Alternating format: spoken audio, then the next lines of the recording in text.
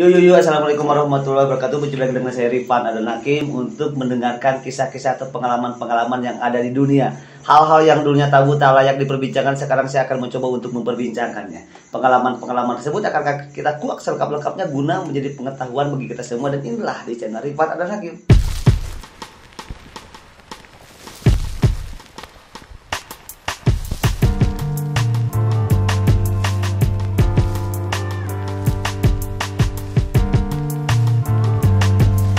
Oke bro, pada malam kali ini alhamdulillah saya kedatangan tamu dari pulau seberang, yaitu dari Nusa Tenggara Timur. Dia bernama Bang Safir ya. Ya. Oke, selamat malam Bang Safir. Malam. Oke, dia jauh-jauh terbang dari Nusa Tenggara Timur, sengaja nih datang nih, pengen ke Bandung nih. Aduh, seneng banget saya rasanya bisa ketemu langsung sama Bang Safir. Seharusnya kita syuting itu beberapa malam sebelumnya ya, tapi karena udah seminggu sebenarnya. Udah seminggu, tapi karena saya emang kebetulan lagi padat, jadi mohon maaf ya Bang ya. Ya nggak apa-apa. Oke. Ngomong-ngomong, sekarang aktivitas Bang Safir apa sih sekarang? Saya di sini sebagai tour operator. Kebetulan saya dari Bajo. Dari Labuan Bajo ya. Kebetulan kita satu tim Experience balik ke Bandung kan. Ya. Kita main ke Bandung, ada kegiatan tentang mengenai pariwisata, mendalami pariwisata itu sendiri sih sebenarnya. Jadi saya kesini. Oke. Sudah ke berapa tempat nih Bang Safir di Bandung? Sudah 6-8 tempat objek wisata. Oke, 6. Bahkan yang paling jauh itu Sukabumi kemarin, sampai ke desa adat Ciptagelar. Oh, ke desa adat Ciptagelar. Oke nih, dikat dulu ya, benar ya Bang ya. Sebelum Bang Safir itu menceritakan lebih lanjut bagi teman-teman yang belum subscribe channel YouTube saya, silakan kalian subscribe karena subscribe itu gratis. Dan jangan lupa aktifkan lonceng notifikasinya biar kamu jadi orang yang pertama yang menonton video saya selanjutnya. Jangan lupa di like, di share kepada teman-teman kamu biar teman-teman kamu juga tahu apa yang kamu tahu, oke? Oke Bang Safir, tempat pertama kan 6 sampai 8 tempat ya di Bandung ya. Tempat pertama kemana sih? Tempat pertama itu di kotanya ya. Di kotanya itu pertama lihat gedung sate. Oh, lihat gedung sate. Kenapa pengen ke gedung sate? Karena waktu sekolah di sejarah IPS dulu kan ada tentang mengenai sejarah gedung sate itu sendiri. Nah, setelah dari gedung sate, keesokan harinya kita ke arah Ciwidey. Oh, ke Ciwidey. Ciwidey. Oke, ya Ciwidey. Ciwidey, situ Cisanti, terus Ciwidey, Pengalengan. Dari Pengalengan kita ke ini gunung di Aduh, lupa tempatnya itu. Gunung di daerah mana?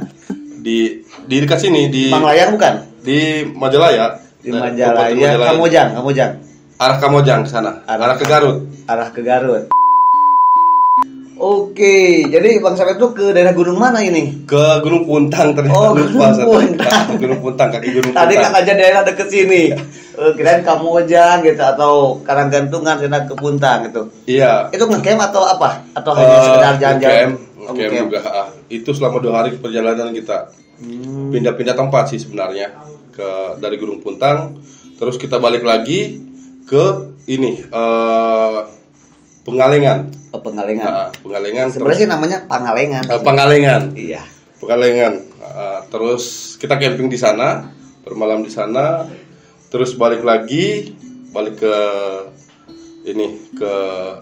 Sundaejo. Iya, lewat Sundaejo. Kita singgah di sana untuk menikmati kopi dari Sundaejo itu. Kan di sana itu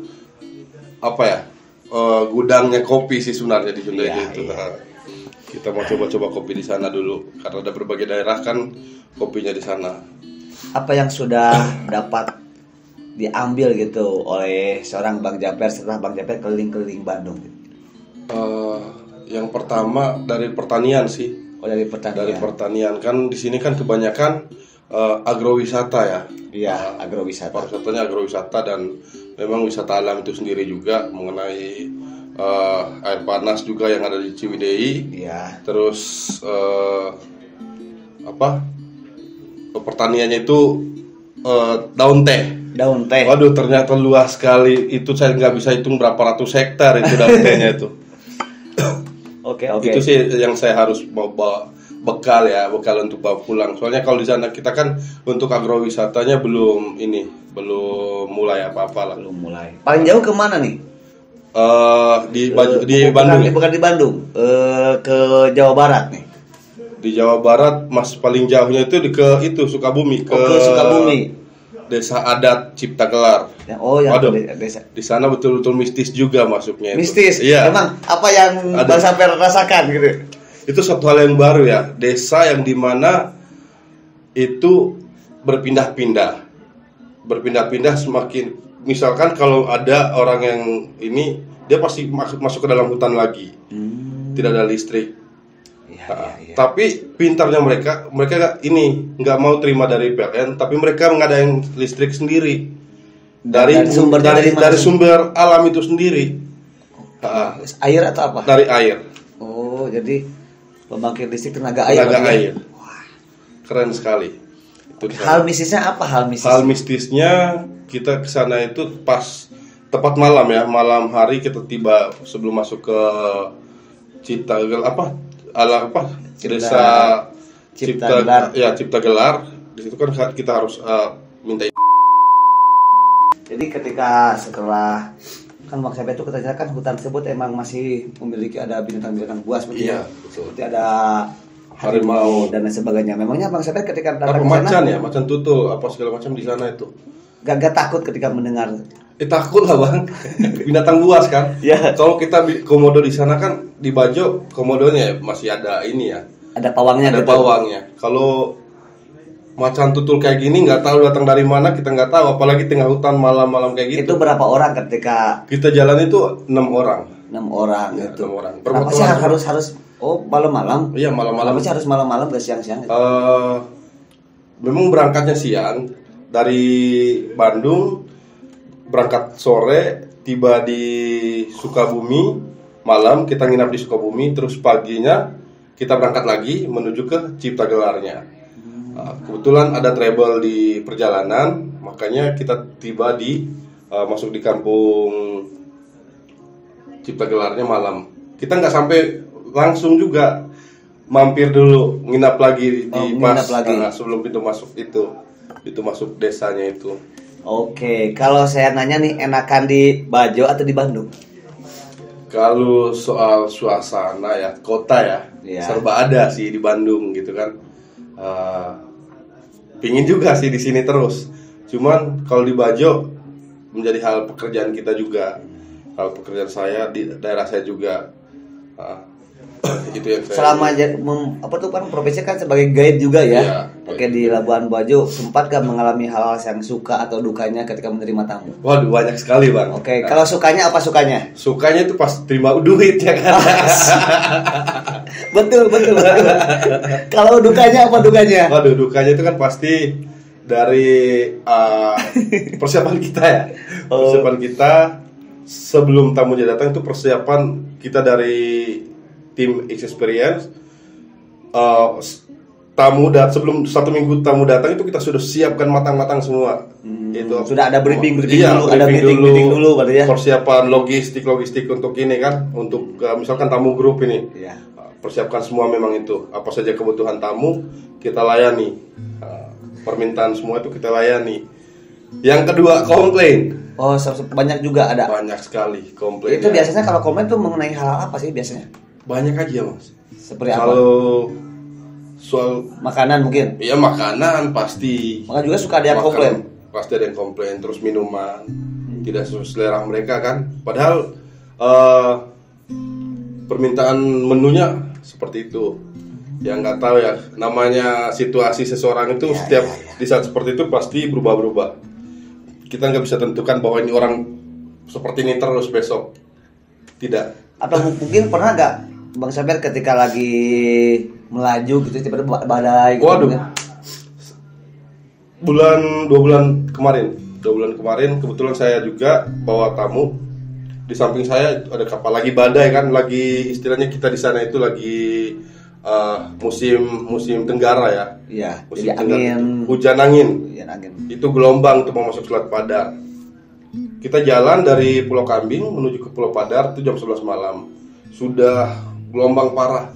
Terus tamunya gimana ketika? Tamu ya sebelum berangkat itu wajib, kami dari Experience wajib untuk safety talk ke tamu. Pengadaan untuk life jacket, terus untuk pokoknya untuk bagian keselamatan kita siapkan. Sebelum mereka tidur di kamar kita sampaikan memang untuk ini, bahwa jangan dulu tidur sebelum ini. Kayak gitu ya. Setelah itu kita berangkat dan ternyata kita lewat itu semua badai, ada yang tenggelam kapalnya dan meninggal. Iya.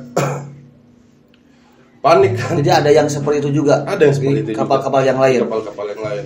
Tapi untuk kapal Bang Sapir gak ada yang kayak gitu. Nggak ada. Aman ya. Kita selalu yang terdahulu tuh kita safety talk dulu ke tamu. Semua kru kita safety talk. Setelah sebelum perjalanan kita sampaikan sedetail mungkin tentang keselamatan dalam perjalanan. Oke. Kalau ada gak sih di Bajo gitu yang Bang Sapir alami tentang hal mistisnya gitu? Labuan Bajo juga banyak mistis. Oh banyak. Ya, banyak sekali. Di antaranya gitu. Yang Bang Sapir alami aja. Ya istilahnya di sini santet ya. Oh kalau di sini orang Bandung biasanya santet. Santet ya. Kalau kita di sana itu namanya suanggi. Suanggi. Iya, suanggi itu berbentuk hewan atau apa gitu kan, berupa siluman ya. Oh jadi gitu. Si hantunya itu menjelma. Oke. Ada yang manusia sih sebenarnya, cuman menjelma. Oh gitu, manusia menjelma. Bang Sapir sendiri pernah melihat yang seperti itu? Tidak sih, tidak pernah. Cuman kejadian seperti itu ada banyak yang lihat. Banyak yang terjadi. Tanggapan Bang Sapir mengenai orang-orang yang mengkaji ilmu atau kajian-kajian seperti itu gimana? Menurut saya mungkin saya tidak pernah tahu tentang hal yang itu ya. Buat saya mungkin menurut mereka itu baik buat mereka. Buat saya it's fun buat dia. Oh kayak gitu aja. Tapi untuk soal karena dia itu jelas makan korban, makan jiwa ya. Biasa kita tahu, oh ini orangnya, tapi kita tidak bisa membenci. Kalau kita membenci mereka itu, saya pribadi berarti benci diri sendiri. Karena saya nggak pernah lihat sendiri. Oh kayak gitu.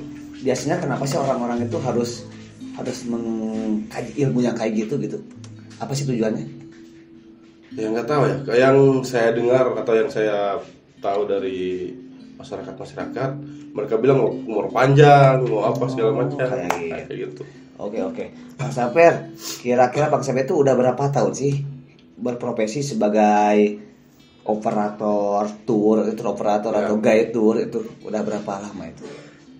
Kalau untuk operator ini baru ya 1 tahun setengah lah ya. Kalau hidup soalnya saya pulang dari Bali itu 2020 di bulan 10